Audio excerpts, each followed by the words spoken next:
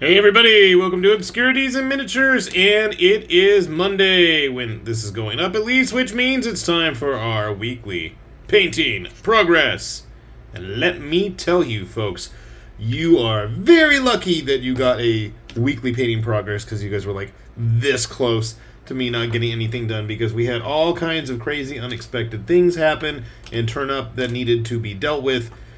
And, well, that ate up all my free time. But they were dealt with, and they were dealt with quickly and efficiently. So I managed to squeeze a couple of models off of the table this week. So without further ado, I apologize for my lack of both care, grace, skill, or just general output in general. I said general too many times there, but that's okay. So let's start things off with yet another of the Perry Foot Knights in a absolutely bizarre, haphazard color scheme.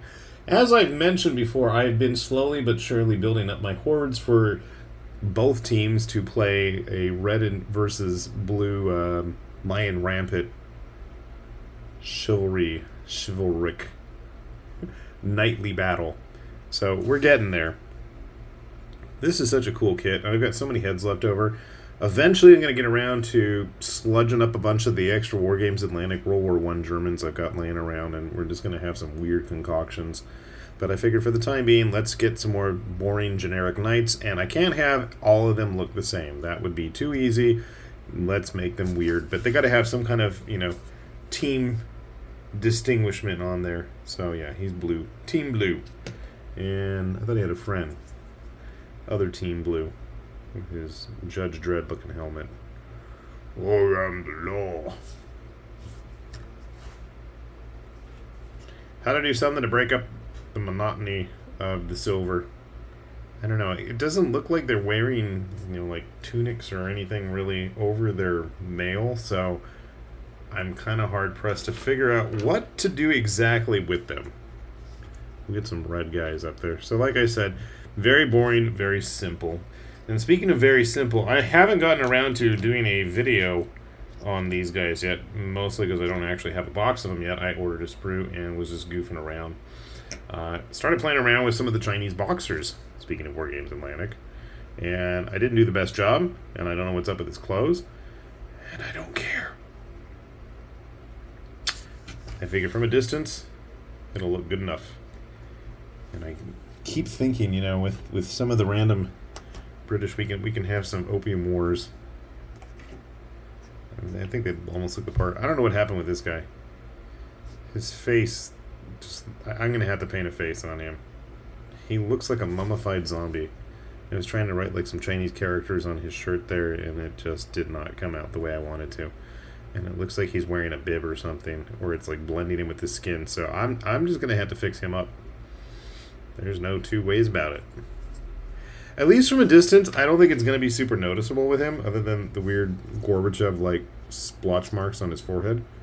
But that's something we can clean up at least.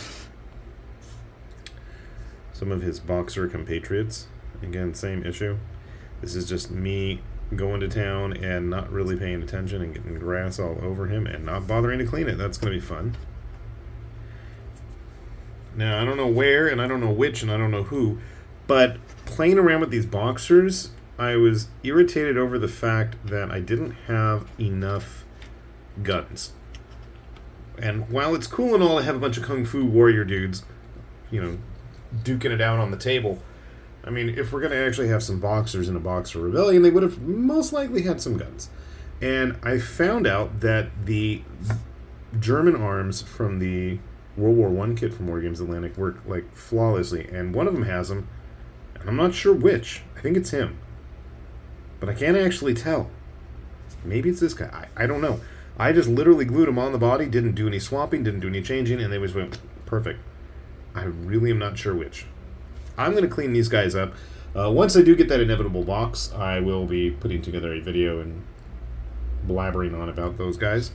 Maybe we can get these guys fixed up in the meantime. And we did manage to get at least one guy ready to go duke it out. Should I give him a shield? He's going to run in with his chopper. So I got those guys done. I was playing around with some of the leftover Legion guys. Dang, you're glossy still. I thought we fixed that. That's what I get for doing it in the middle of the night. But put the blue gemstone thing. I swear these shields, if I can remember what they're called, totally remind me of Tomb King shields.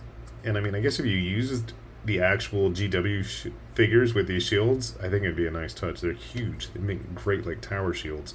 Anyway, I know he's not supposed to have the shoulder pads if you're going to be building the Legionnaires, but I wanted like a advanced Praetorian style guy, like, you know, Royal Bodyguard. And I figure with like a basic sized human necromancer type dude, obviously maybe not without a machine gun on his back, but they'd make great bodyguard type models. So once again, conquest stuff. And then, you know, even if you're not going to use it, I'm sure there's a couple leftover shields you can probably goof around with. Finished up another of the Raging Heroes Samurai models. She came out so.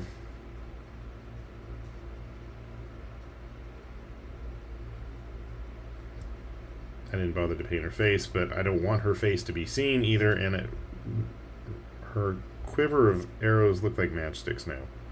Just now realizing that. Maybe that was a look I was going for. I'm not 100% sure, but she's done. At least she can go hang out with the rest of her compatriots. I should probably fix that symbol on her banner. None of these guys match either, so like grabbing the original samurai dude, who is significantly larger than her. I guess other than the fact that they both have white yutaka on. Yutaka, what the heck am I talking about? Yutaka was a toy company. It was like a subdivision of Bandai.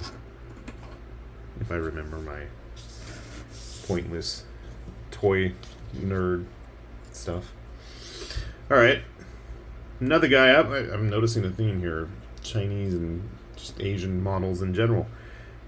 Oh yeah, we gotta fix that arm. A very inconspicuous ninja who really needs a little bit of touch up there.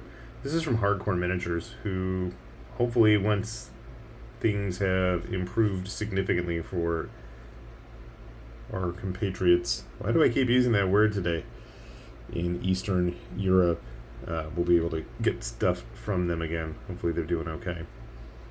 But yeah, that's pretty obviously Storm Shadow. And my favorite little interesting guy this week, like I said, I don't have a whole lot, I apologize, and it's just like, you know, kind of rank and file fodder, but this guy was funky. This was a Space Samurai from Dusk Realm Miniatures, and I actually enlarged it, I'm not even sure now, maybe by like 20%, 25%, and I still feel he's just not big enough. Like, I look at him and with his big, crazy, ridiculous cannons on his arms, I feel like he should be like ogre-sized, or at least like, you know, Terminator-sized. Or at least like Dragoniborn size. He's got the mass. He needs the height to go with it, I think. Anyway, it's just a funky figure. This whole line from Dusk Realm, they did a whole set, and for whatever reason, he's got like this big, dramatic samurai sword here, but like when they unsheath them, they all look like the Tetsaiga from Inuyasha. I'm not sure what's going on with that. But I figure he's going to hang out with my Oni. Maybe he should hang out with like this dude. That's about how big I want it. I think that would be a really cool, like, powered armored, ogre-sized samurai model. I really like the back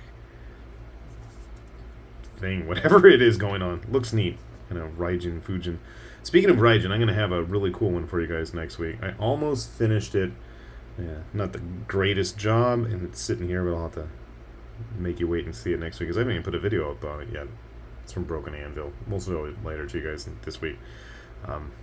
But he needs his little friends that are supposed to sit on his drums, so good thing to get finished. So yeah, I'm thinking I'm going to have to go back and enlarge one of these till it's about, I don't know, a good 50, 55, 60 millimeters tall. I really like it, though.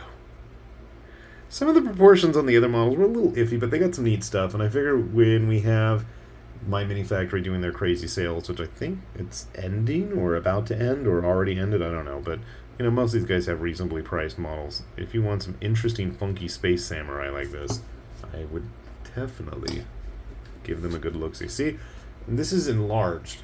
I don't want it to be... I guess it's good if you wanted to have it like Primera sized, but I want it bigger. So we'll keep our eyes peeled for future relatives of his showing up.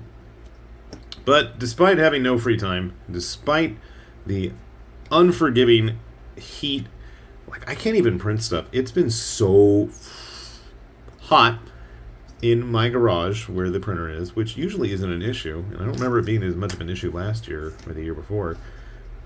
But dang, is it hot in there. It's just too hot. I haven't even printed anything, really.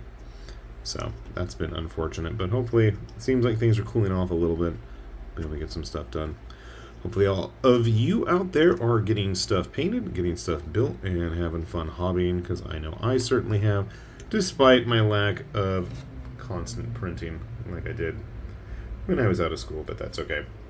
So if you are curious to find any of these models yourself, as always, we have the links down below. You are welcome to take a look and go grab all sorts of goodies like I have, and hopefully do a better job painting and in less of a rush than I have. So, with that said, this has been High Lord Tamberlane with Obscurities and Miniatures, saying thanks for watching, and we will see you back here soon. Bye-bye!